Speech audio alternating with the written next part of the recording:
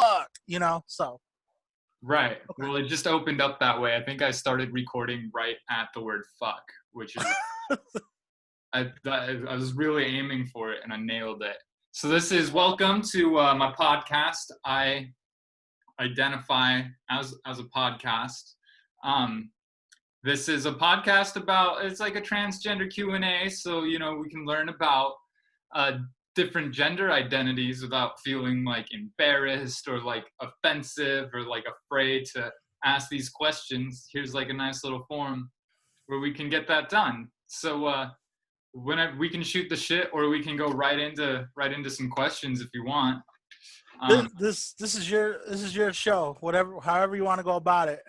Okay, let's ask some questions. So what kind of genitals do you have? Genitals? Yeah. I have a penis and a couple of balls. Oh, really? And some hair.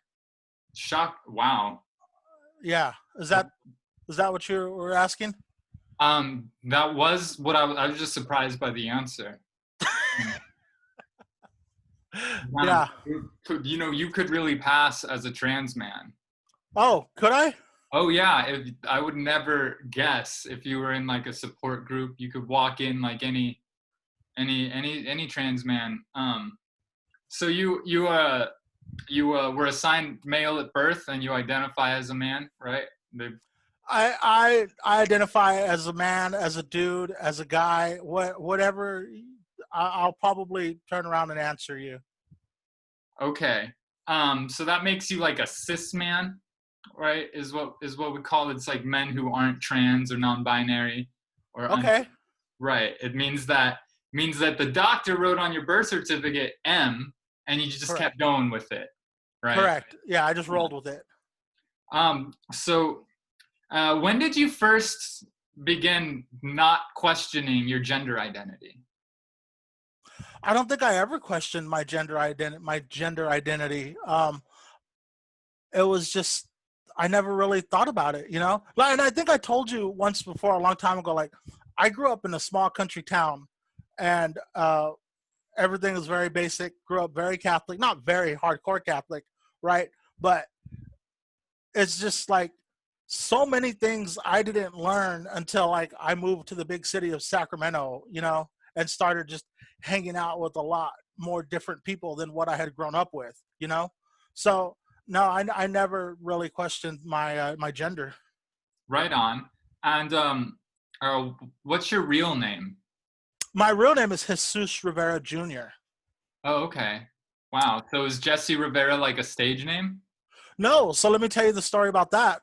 Going back to like where I grew up, right? My first day of school, teacher was reading the names off, right? And she says, Jesus Rivera. Jesus would be your name in Mexico. This is America. Your name is Jesse. Were you like hurt by that at all, or how did you take it? I had just turned 5 years old, right? Because my birthday. Oh no, I don't even think I was 5 yet. Because my birthday is in September, so I'm one of those kids that's like young, like. So I was 4 years old, almost 5 years old. I mean, technically, in America, your name would just be Jesus. Well, Jesse. Remember, I grew up in Bakersfield, and they're like, no, Jesus is taken. Yeah, Jesus is taken. Look up there. See that beautiful white man? That's Jesus. That's right. Not you. So at that point, I was Jesse, and getting ready to go to school, like I had like my brothers and sisters like giving me the pep talk of like, you're going to learn so much at school, be good, pay attention, don't get in trouble. So I was like, okay, that's my name. Yeah. And it really wasn't until like I was in high school that I really thought about, hey, that's kind of fucked up, Yeah. It seems like something in retrospect you'd be like, huh, oh yeah. I mean, my last name, it's got a bunch of extra letters in it, not Rogue, but my real last name. And that's something where when my grandfather immigrated to the United States, he had to change his last name and go by Rogers and to get work, Wow. right after World War II. Uh-huh. And so, yeah, he couldn't speak French or Dutch or he's Belgian, right? Which they all speak like 8 languages in Belgium. But like he had to just like speak English, hide his accent, and etc., just in order to fit into, American identity well enough. And then, generation later, I mean, not even a generation later, just as time went on, he was able to like own back his real last name, right? Like, as he kind of, I guess, was settled, right? Right. And found a stable situation, started his own business, et cetera, et cetera. And then he could make his own rules. But yeah, when he first moved, it was like a thing of like, don't seem like an immigrant, Yeah. Yeah. My brothers and sisters, who are like, I'm like 9 years younger than my brothers and sisters. They tell me about like getting in trouble for speaking Spanish at school, like being reprimanded. And I guess they had eased up a little bit on that by the time I got there, but they still changed my name, but it was still frowned upon. But yeah. They changed my name in Spanish class, so I feel like that was like a little bit of revenge. Yeah, that's all the Spanish teachers do that. Yeah, that's kind of Right. like a thing. Or it used to be. I don't know. Right, except that there wasn't a Spanish equivalent for my name. But in Dutch, my name means chicken, so they just called me Pollo, and it worked out. That's Um, kind of a cool name. yeah, That's a cool. that was my That's a, dead name though. My when I lived as a man, that was yeah. that name. Okay. Um, which I don't tell people. It's very personal. So are you gonna get surgery? I don't think so. No, I don't. I don't anticipate any surgeries down the road. Not tonsils. Have you gotten any surgeries? I had uh, I had a hernia, Oh and really? yeah, like on my belly button, and so they cut it and then put in like a little piece of Teflon or something. Right, like a guard. My dad had that done. Yeah, yeah. Uh, I used to joke that it was that they used carbon fiber from Lance Armstrong's bicycle. That was back before Lance Armstrong was canceled. when it was So cool. yeah, Yeah. when it was cool to be a Lance Armstrong Was fan now. was he canceled or was he just caught committing a crime? He got caught. He finally got caught. Uh, I will say in Lance's defense, they were all cheating, Well, that's true. and they hate Americans winning the Tour de France. So they They really went targeted after him him. because he was the best at Yeah. cheating. I've heard some things like that he's actually a total asshole, is what I've heard about Lance Armstrong. But I think every successful person has people around them being like, no, that person is not as the image they put on when they put on the yellow armband and say Well, like he's wrong. he's also a hardcore Texan, and Texans are just like um, renegades to begin with, right? Like they'll tell you to your face, and they don't take shit. Outspoken, so he's also got that, and like you said, like a lot of superstars, a lot of elite athletes have this edge to them. That's why they're at the top of their game. Yeah, that's why I want to be famous, is so that I can justify having this, because I'm already kind of an asshole, so I just need to like get the fame so that no one can tell me shit anymore. At least you'll be ready for it. Like you'll step right into that assholeness that you wear so well. Right, exactly. There you go. Because right now people are just like, hey, you can't treat me that way. Who are you? Right, Right? sorry. So yeah, I'm apologize if that surgery question was too personal. Let me know if anything I say is like crosses a boundary or is too personal. No, you'll be able to you'll probably be able to tell like by the look on my face. I'll be like, Okay. yeah. So moving on. What's your deepest, darkest secret? Is that the look? What's that? The look? I know. I was like, what am I gonna give away? Sometimes even though like we're all born to die, sometimes I'll still like wig the fuck out, thinking I don't want to die. Like I don't want to die. I'm afraid to die. Like sometimes I will still and I've had that since I was a little kid. I can remember like crying to my dad, like 5 years old, and like my dad telling me, "Why the fuck are you crying?" I'm like, "'Cause I don't want to die." And he's like, "Well, you're not gonna die today." And I'm like, "But I'm gonna die." And so sometimes that fear still like creeps up on me. Yeah, I remember when I was like 5 years old, I would be stuck awake all night just thinking like, it feels like yesterday I was 4, which means that it's going to feel like no time at all. I'm going to be 10 and then 20 and then 50 and then death. And I was just like, oh my God, like time is so short and precious and it's going to be gone one day. And so I like was the most religious person in my family until about 13 years old. But I was like clinging to something, and the only answer available to me at that age was like heaven, you know? So it's like, okay, I got to do the Christian thing and get into heaven so that I Yeah. don't just like die and nothing happens, you know? I really don't like that you put death right after 50, considering that I'm 48. I was being exponential. I know. So, but yeah, You could have said like 70, then death. 90, 90. 112. People make it, you know, well to their triple digits these days if they have healthcare. Not Americans, but Japanese people, Italian people. They go a white. People who eat olive oil. So at what age did you realize you were different?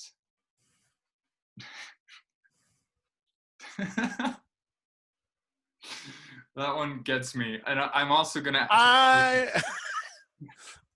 I'm gonna say probably about 12. Okay. Maybe about 12 when we first started like undressing for PE, you know, and I was like, that don't look like mine. So much bigger.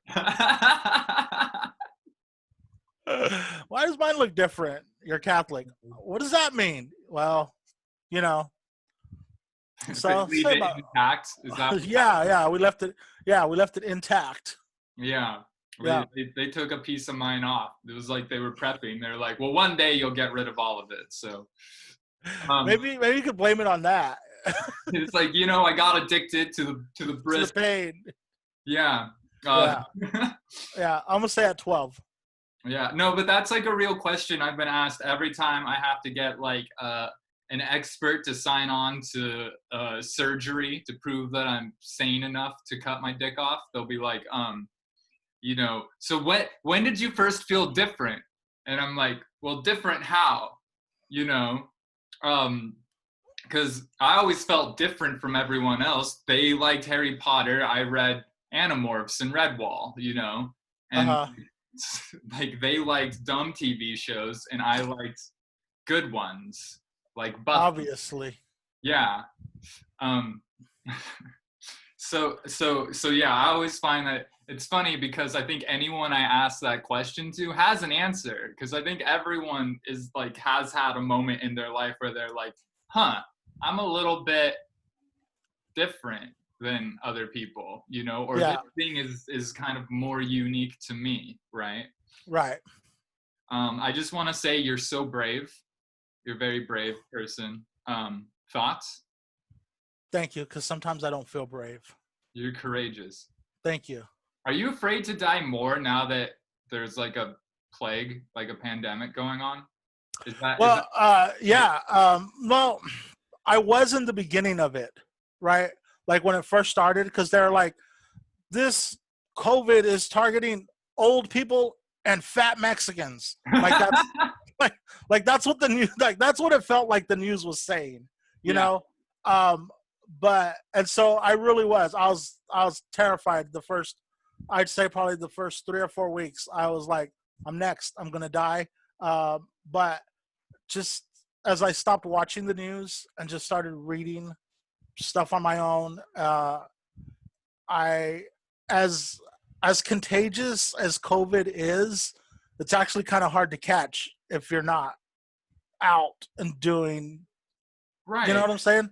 So even being outside around other people and maintaining social distancing and masks has not been related, like these protests, for example, not related to the spikes. The spikes are related to like bars and reopening and stuff where people are graduation parties, things where people are like outside or just people are going that aren't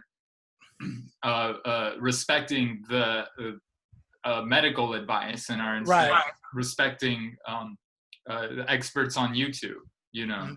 But it did get me to start eating a lot cleaner, start drinking more water, start getting better sleep, start taking vitamin D, vitamin C, just kind of little things that I should have been doing all along, you know. Hmm. So kind of scared me straight a little bit, but I'm not I'm not terrified of it anymore. Hmm. I respect it, but I'm not afraid of it. Yeah, I just sort of watch, like, I have my one news show that is on YouTube. Actually, it's like a podcast called Majority Report, and I watch that, like, 5 days a week, and then I just take 2 days completely off the news, and like give myself that break.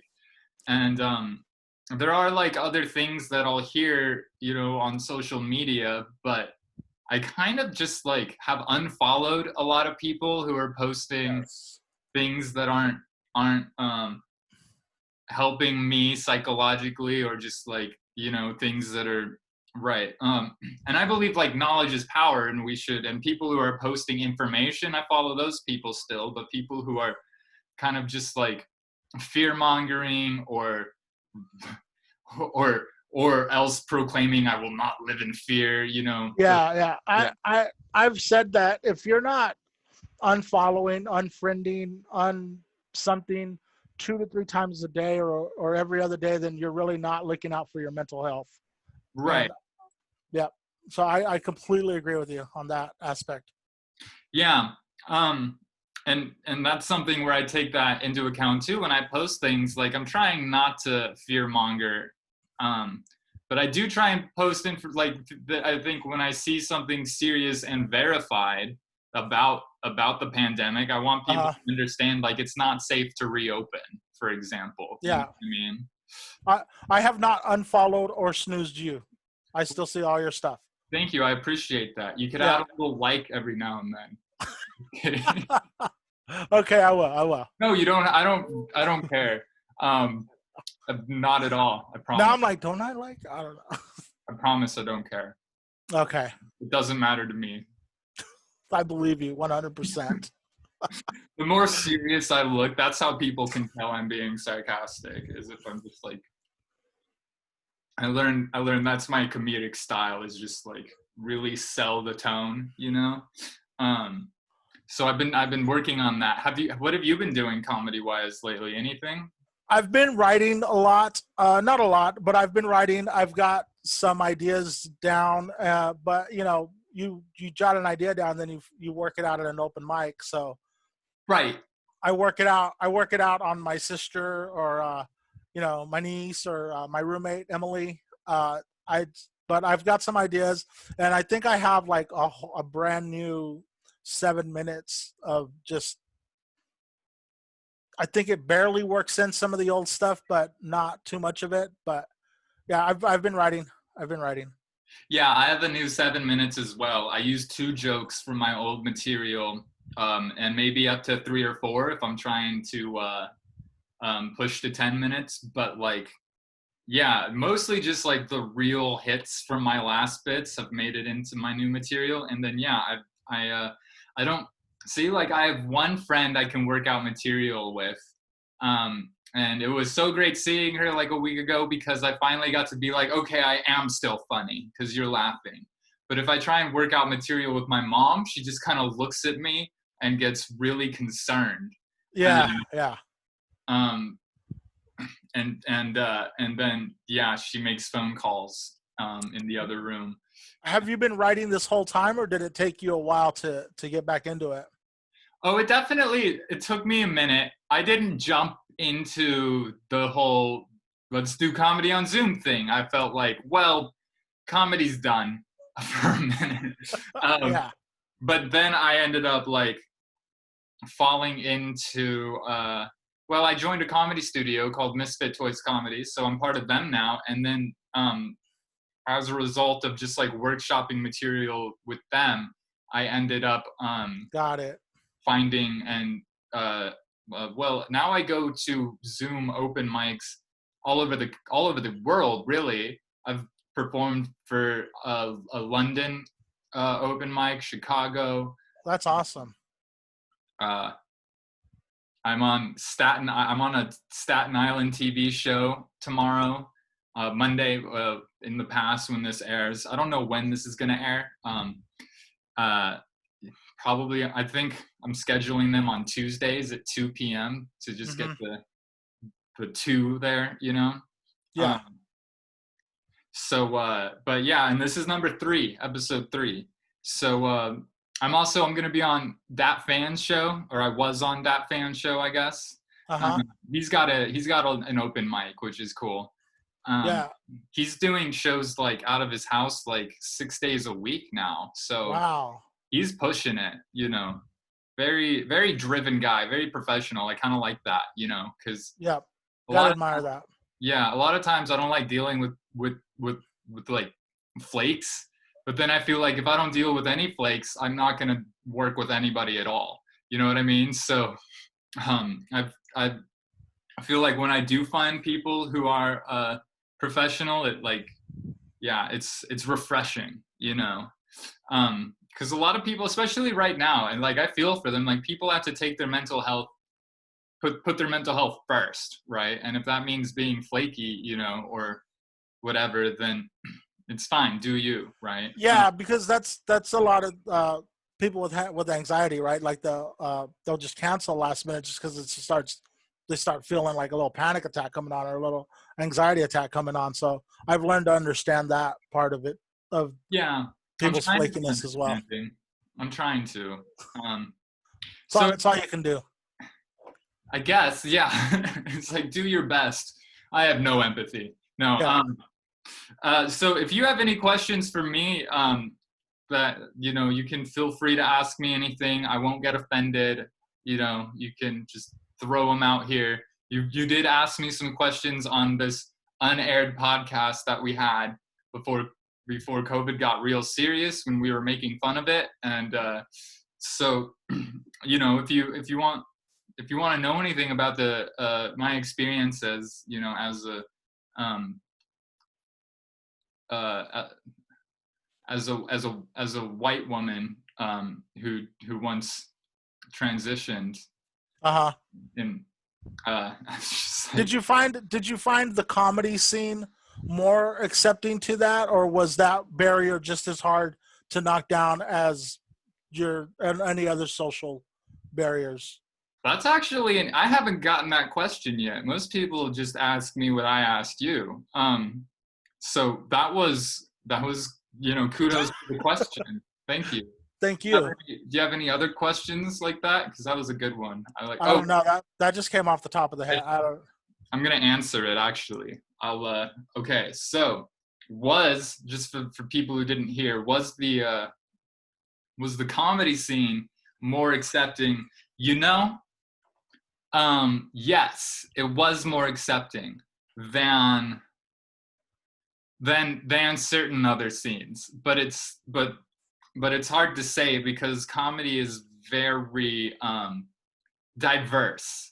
You see a Mhm. lot of people like from different scenes that go and do comedy, right? It's like a lot of different kinds of people. So it's like, you know, there's people who are from all different walks of life, all different political persuasions, all different neighborhoods, all Yeah. different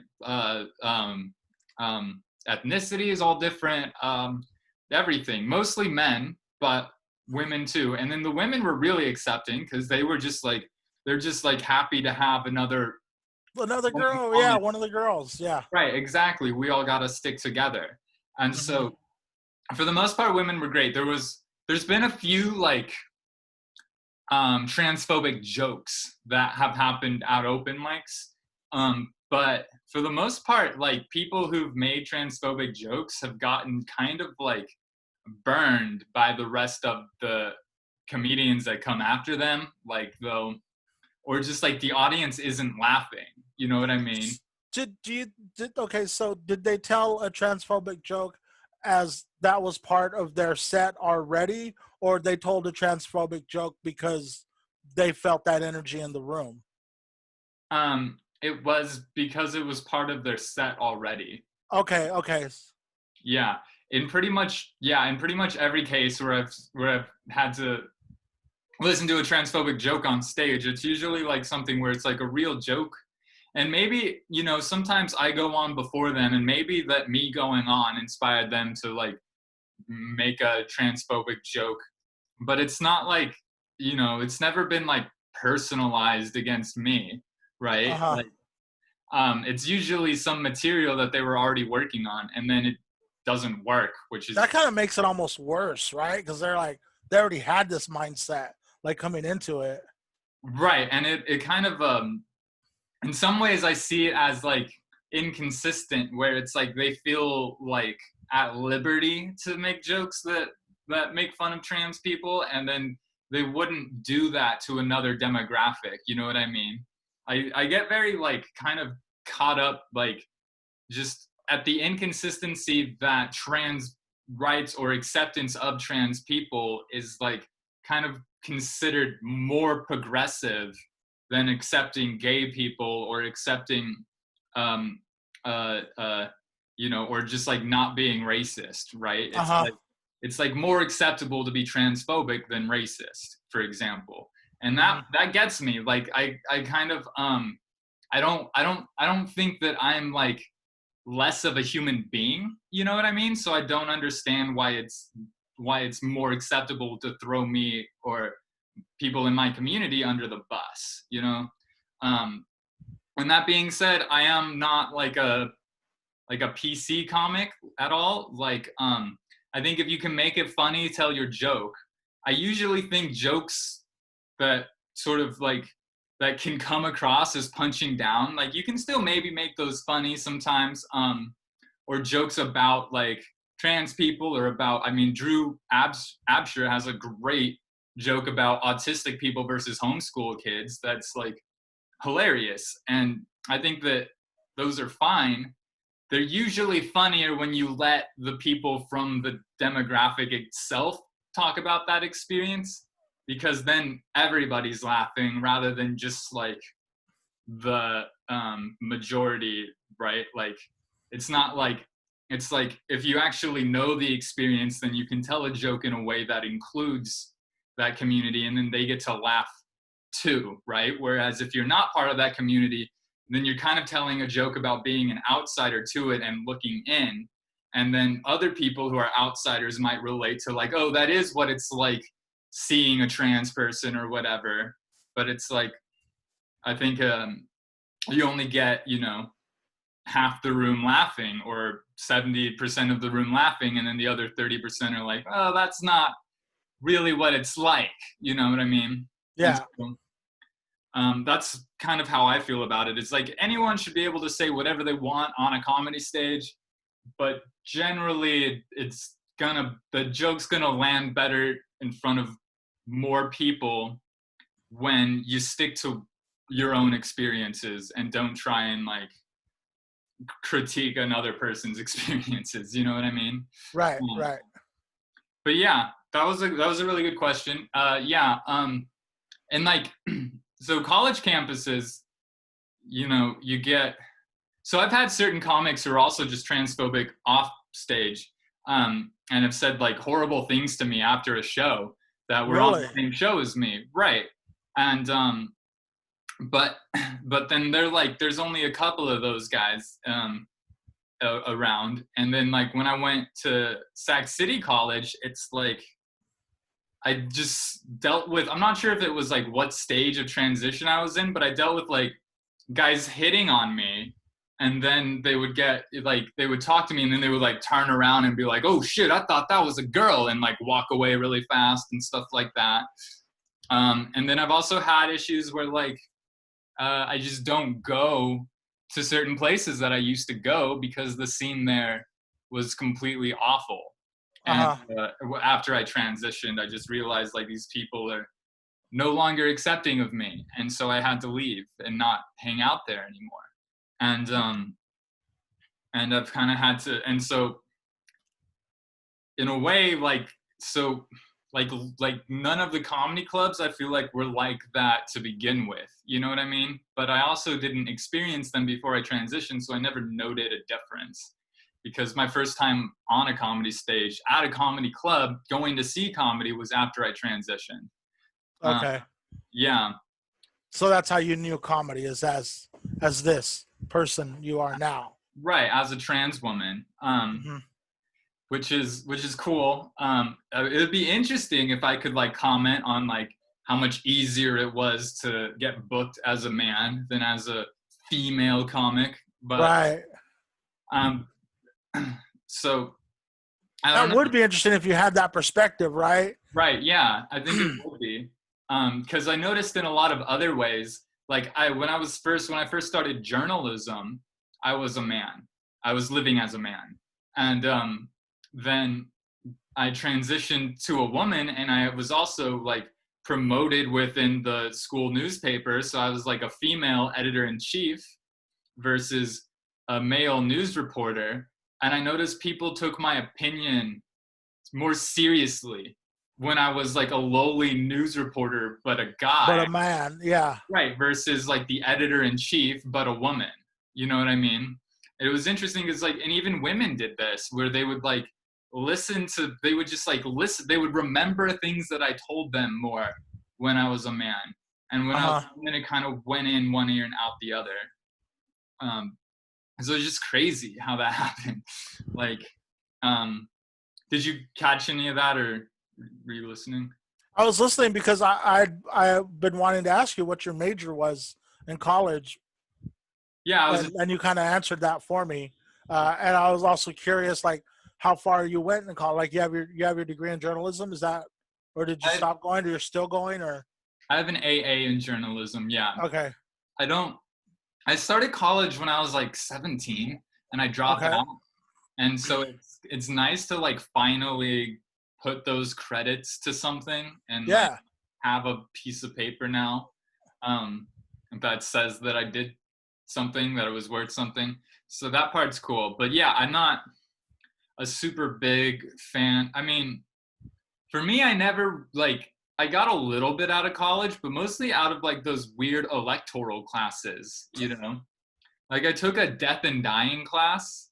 oh, And I took that yeah, did you take that? on What on a death and flop. dying. I took it so long ago, but I can't remember.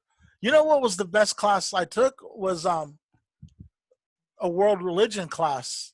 That Yeah, really opened my eyes up to, like, I was like, what the, that yeah. that was that I'm taking it back.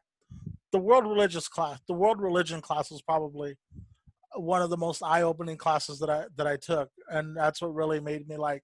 I mean, I know like I wear a cross all the time, but it's more. This is more so like I have faith. I believe in something greater, right? And like even though like my mom is like hardcore Catholic, like I don't like most Catholics that wear a cross will have Jesus on the cross, right? But like I won't wear a cross that has Jesus on the cross. And it's super hard to find. Like I went to Mexico once with like the intent. Well, I was like, one of the things that while I'm in Mexico is like I want to buy. We're going to this place that had like good silver. And I was like, I want to find a nice cross. And it's like almost impossible to find a cross in Mexico that doesn't have Jesus on it. So, but Wow. yeah, the world religion class is great. I forgot where I was going with that. No, that's yeah. That was a really good class for me too. Eastern philosophy class was really excellent, and Uh I've huh. already reading about Buddhism and learning about it, but still just being able to like go and listen to someone lecture about several different cultures. It's really cool to yeah, and it's like I think that those side classes um, are where college meant the most to me because I like because it like opens your eyes to new ideas, you know what I mean? And I Hmm. think that like a lot of times for me, I was always interested in writing, and Yeah. I just like people would recommend like, oh, you should major in creative writing, and I feel like kind of just write, you know? Like, I don't see why you would take a class for that. And so, just as a liberal arts sort of major, I just felt like liberal arts degrees themselves, like the classes are great, but the degree itself and just like the core curriculum for it, it's like um, not super. uh, I just didn't find it super helpful. I didn't like there. I don't see a publisher. Yeah, unless you're going into teaching, like a liberal arts degree doesn't really Right. like it's not. Yeah, yeah, exactly. It doesn't like directly translate to a job or to like the next education that you need to get. Yep. And so it's sort of like it's great. You know, they call it a liberal arts education. You liberate your mind, is what some philosophy teacher argued. You know, and he was arguing in favor of going to college and liberating your mind. And I agree with that. But then you go into debt for that, and then you have an art history major, and then do with what do you do with that? You know. Um, Yep. and nothing I've ever wanted to do requires a degree. Even journalism, I would tell people I'm going to school for journalism, other journalists, and they would just be like, you don't need to go to school for that. You just go out and do it. You know what I mean? Uh-huh. Um, what about you? Did you go to college? Yeah, yeah. I just graduated a couple years ago from University of Phoenix. Oh, Finally. cool. Yeah. What was your major? Psychology. Nice. See, I took a couple of those classes. I loved it. Yeah. About the ego, the super ego. The id, the ego, the super ego. Yeah. I got the mega ego, I the I luck, believe it. I the believe luck it. ego. And it's only gotten worse since I became a comedian. I'm That's great. really trying. I don't even think you're fully there yet. You're still Yeah, reaching the super yeah, ego. one day. Yeah. Um, Just once keep I, listening to the id. once I surround myself with yes men and don't have anyone ever disagreeing with me, and then I'll hit Kanye levels. I'll start announcing presidential You're bids. gonna run for president. I already was running for president, but I was running as a Democrat in the primary, and I dropped out like before Marianne Williamson. And they never let me on the debate stage either, which I thought was disappointing because they let 50 other people on that stage. And so to me, it was transphobic. Like they obviously targeted me and was like, and they had all sorts of other excuses, like I didn't have any money raised or any signatures, no one supported me, whatnot, besides like my one friend, you know, but I honestly still think it was transphobia. Because that's what I blame things on. If unless you can like with evidence prove that it wasn't. And the thanks to the Supreme Court, that's my right to do that. So just going on a ramble there. That's okay. It's your podcast. I'm just here. That's, you know, do you have any more questions about the transgender experience, by the way? So when you okay, so like growing up, right? What is do was there an evolution to transgender? Like were you first a gay man, but then realized no, I want to go further. I want to be like this. Is there an evolution, or is it just an all-in-one encompassing? Yeah, so I started as a Charmander. And Okay, then, I don't know what that is. well, it's before you become a Charizard, you have to be a Charmander. Okay, are you fucking with me right now? I started as a Bulbasaur, and then I became a Blastoise. Ah, the So Blastoise. yeah, I was fucking with those. Classic. You threw in the evolution, and I had to. So here's something that I've The had to progression. tell Should I have said progression? yeah, I have had to tell actually every podcast guest this so far, but I was never a gay man. Okay. I was and still am attracted to women. And I didn't even consider men as dating material until after I transitioned. And then I thought, well, I'm already here. I might as well see They're what all hitting on me. about. Might as You well. know? Yeah. Might as well take one for a spin. Right, exactly. And I took about 3 for a spin. At the same time, simultaneously.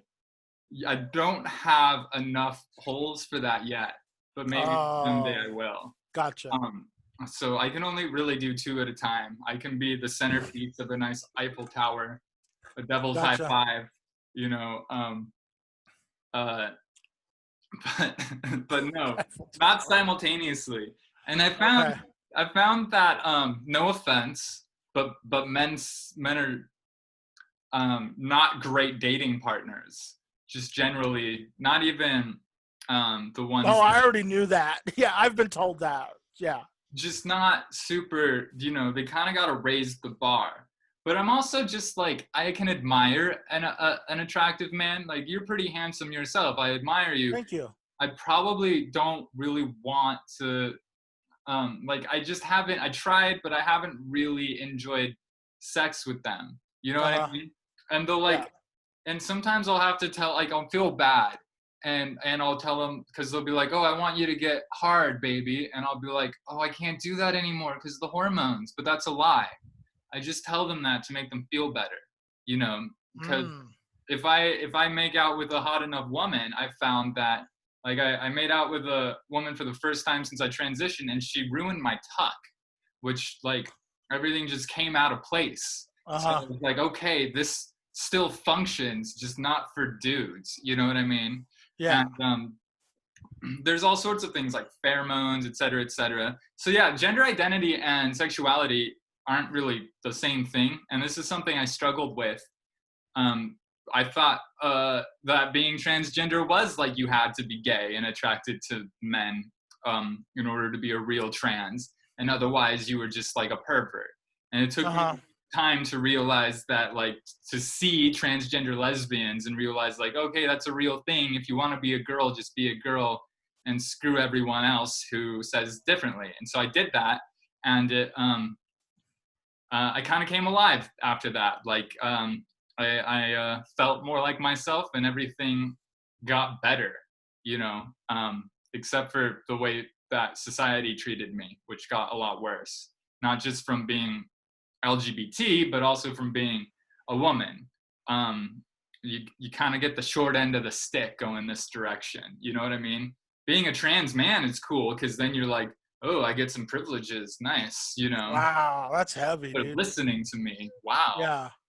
Paid, 20% more. Um, and trans men also pass better when they're on testosterone. So a lot of times people don't realize they exist, because if you start taking testosterone, you're going to grow a beard, you're going to start balding, you're going to get muscles. And aside from maybe having some wider hips, you're kind of going to blend in pretty well with cis men. Whereas as a trans woman, it's like the bone structure's here, right? Like, it'll change a little bit, but not much. Mostly just fat deposits, and I could get surgery, right, and alter it and stuff like that, which a lot of people do. But and like voice, like this Adam's apple's here. I could get surgery. That's kind of still risky, but I could train my voice, which is something that I do try to do.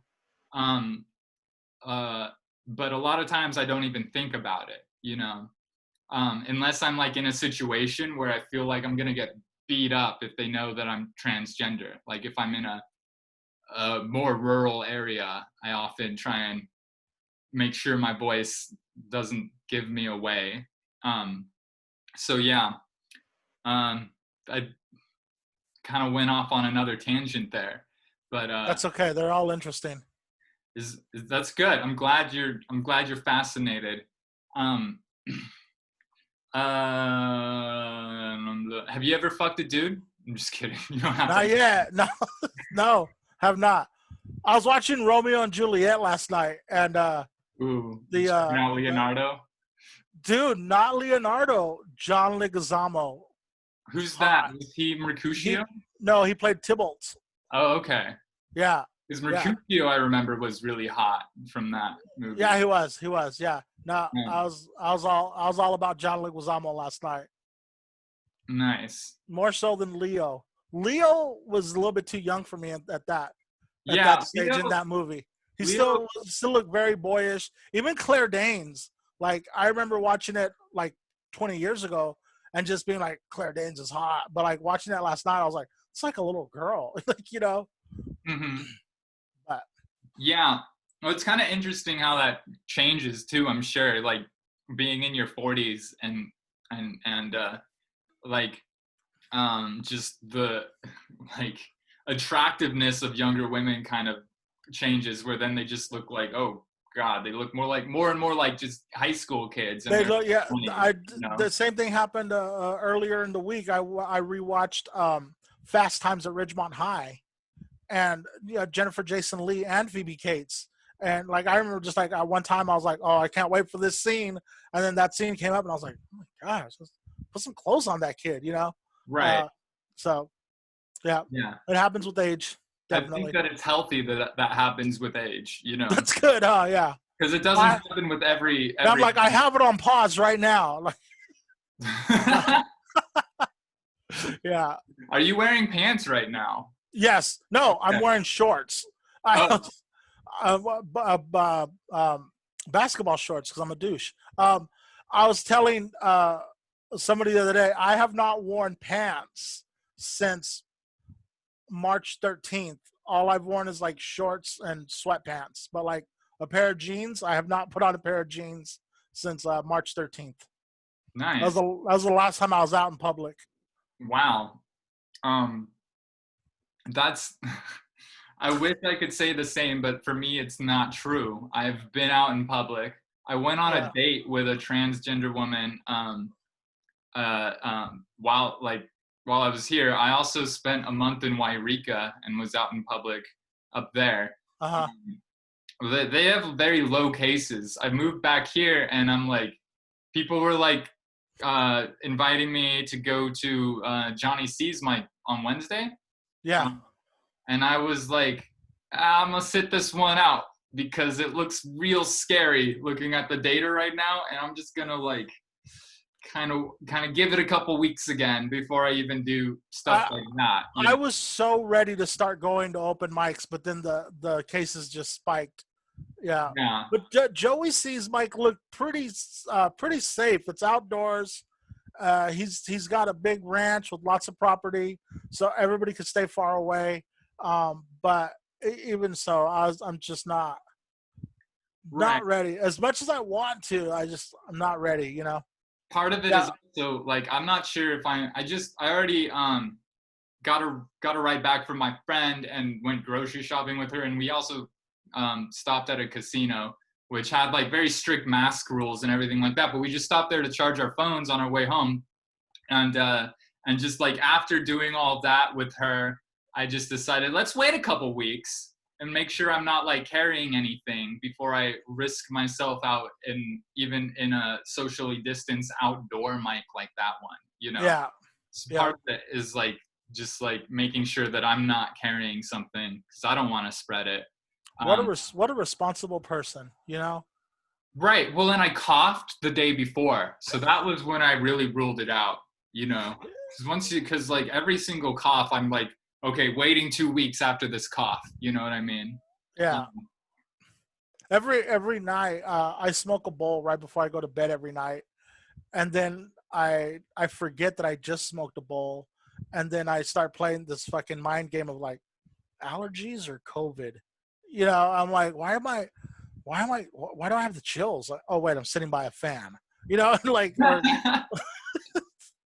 Why do I have no taste? oh wait, oh I just burned myself. Yeah. But yeah, it's been some crazy times. It's been crazy times. Uh-huh. It is interesting times.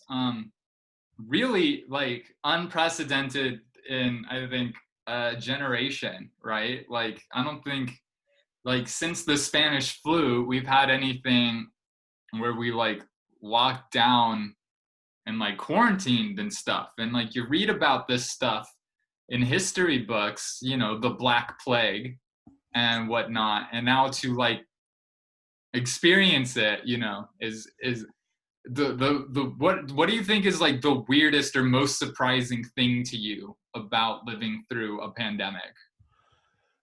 I think the first time that I went to the grocery store and the shelves were completely empty, that kind of freaked me the fuck out. Uh, it was very surreal. It was something very much out of a movie, and that freaked me out. Was going to the grocery store and seeing just like there was nothing. There's nothing, and that was not a good experience. Yeah, I started learning how to forage when it first happened. I was like, what are the edible plants? Because if we get like if we run out of food or they stop shipping food to us or whatever, Yeah, again, then it's like I want to be able to go and harvest some famine food. I learned you can pretty much eat any insect, so um, I might do that if it gets serious. Um, but yeah, there's plenty of ants in my kitchen. For me, That's good. it was like it was, I think, the anti-maskers that are like the freakiest thing, like way beyond what I comprehended. Like, The you're not infringing on my freedom. right, the people protesting being told to wear masks and like not get a haircut and acting like that's the epitome of oppression to put a mask on your face were Yeah. really what got me just like, because like I already had very little faith in humanity, but just to see like that um that level of just like, I don't know what the word for it is. It's not just like stupidity, it's like willful ignorance, or it's like just a lack of trust in information, in expert information or any sort of authority has gotten so deep that like even a simple safety precaution is like considered, a plot to these people. Yeah. And that to me is like real weird. That's the weirdest part about all of this, because to me it's like, okay, a pandemic, okay, we're not prepared for it. We're having supply shortages, all of that I can understand. We got a really incompetent government right now, but just how many people I see out and about not wearing masks and looking at me like I'm the weirdo. Like when I was living in Wairika, I think I was the only person besides the actual workers that I saw wearing a mask. Uh-huh. And people were like talking about having breathing issues because of it. And I was thinking like, well, maybe that's because you caught COVID. If you're having breathing issues, you should have been wearing a mask. Like, just don't go out. If you have breathing issues, you don't want to catch this, get someone else to go out for you who can wear a mask. You know what I mean? Yeah. Like, Yeah. and that's why to me it's like there's this balance of like you don't want to take in so much information that you're afraid and like that it affects your mental health, but you need to know how serious it is, right? And the whole mask thing is that like you're only in the store for like 10-15 minutes. Like it's not like I'm not gonna wear a mask all day. Like you don't have to wear a mask all day. Like you park your car, you put the mask on, you get out, you go to the grocery store, you get your stuff, you get back in your car, you wipe down your hands with your hand sanitizer, close the door, take the mask off. It's over. It's not all day long. Like I don't get it, you know? Right. And people talk about CO2 poisoning, which is, I just feel like you should watch the movie Apollo 13, because they actually were like in danger of CO2 poisoning in that movie, just to see, because they were in space and it took them, they still had like 48 hours to solve the lack of oxygen like before they died. Like you have to be in a vacuum sealed room for days, you know what I mean? And so, and people act like putting a cloth in front of your face is gonna give you CO2 poisoning, but also that it doesn't protect you from the the spittle or whatever that contains the COVID, right? Like that's gonna pass through, but somehow oxygen isn't. You know what I mean? So yeah, it's very bizarre, and I think that it's almost like a knee-jerk reaction of just against authority. You know what I mean? Like Uh-huh. against the old guard of authority, like um, against officials, right, and against experts in scientific fields and against science, right? It's like almost an anti-intellectual movement. Um, and so if you're like a smart guy, then they're just like shunning you as a bad guy nowadays. So do you have any do you have any other questions you want to ask? No, but I have a statement that I would like to make that I love the Heather Rogue, the Rogue edition. I love that. It was so great. It was so perfect. When you announced it, I was like, this fits perfectly. I cheered. Could you tell me more about myself? Like, why does it fit? because I think I told you this before, that when I first started watching you do comedy, I would get so nervous for you on stage because some of your and I can't quote any of the jokes right now, but I remember that some of your material was very edgy, and I feared that the crowd was going to turn on you, or They did some a couple times. dumb some dumb drunk male who probably right now just posted that they hate wearing a mask was going to turn on you. But you always fucking stood by what you said, and you backed it the fuck up, and you delivered, and I thought it's very rogue of you. Um, Thank you. I appreciate that. That really helped boost my ego just a little bit higher. Just a little bit. Yeah, no, and I always like aim to do that as a comic, but it's really hard being a new comic because then when it goes bad, it goes real bad when you're trying to do edgy material. And so Real bad real quick. you gotta really like know what you're doing, and I didn't. And so I have had the crowd turn on me a couple times, and I had to like work through that. It was like Uh-huh. it's a horror show when the crowd turns on you and you bomb a set and like deserve it. It's like, oh Right. God, I just like would rethink my entire life after that. You know what I mean?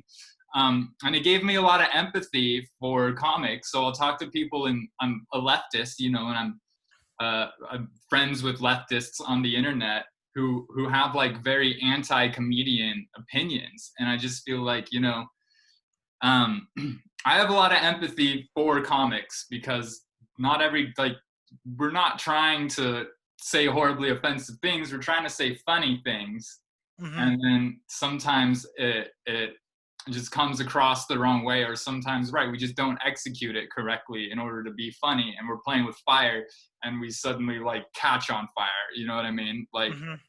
it's it's hard to do that material. And I'm trying to, you know, I really want to, I want to play for like colleges that people like Jerry Seinfeld refuse to play for now. But I also want to be able to keep playing with material that people are afraid to play with. And it almost, I don't know what the way to do that is, because like you can work on a joke 10 times, it can work in front of 100 crowds, and then you might accidentally have a bad night with the wrong people, or like, you know, maybe you just, especially on Zoom, it's like everyone's muted besides like 4 other comics or whatever, and so if you make those people laugh, you know you're doing well, but maybe you don't, and you have no idea if your material is good or not. It's so hard to test it, you know. Yeah, yeah. And it's like I really need to test material because of the material that I've done, you know. um, yeah, so I appreciate that. I really like your stand up as well. Do you want to throw out your plugs? Yes, I am the real Jesse Rivera on Instagram, and I have a Comic Talk the podcast on Instagram, which is dormant right now, but I think it's going to spring back up into life here in the next couple of weeks. And I also co-produce an improv show called Telenovela, Sacramento Telenovela on the Instagram, and you could search Telenovela on Facebook and find us there. And we're working on some Zoom sketch type show. So I'm ready to jump back into comedy and just get out of this weird place that we're in right now, slowly, and whenever the science tells us it's safe. Yeah. Well, that's cool. I'm glad that I'm doing like a sketch show myself with David Thorne. And Love David Thorne. yeah, we're having fun. It's about conspiracy theories, so it's really cool. Um, but yeah, I can't wait to see. So it's going to be a telenovela online sketch show, is what you're going to do? You're going to keep the telenovela thing going, or? Yeah. It's still going to be in the theme of telenovela, where the person on stage is moving their lips. Someone is like, it'd be like me right now. I was going, Oh, and I want to do that. That and sounds someone fun. and someone off stage is talking for me. So we'll still be doing that. That's like telenovelas niche, right? That's what we're known for. There's telenovela back there. See that? No, Yeah, it's kind of hard to see. yeah. Yeah, but that's it right now. And uh, supporting my roommate Emily Peterson. Back from That's auditioning.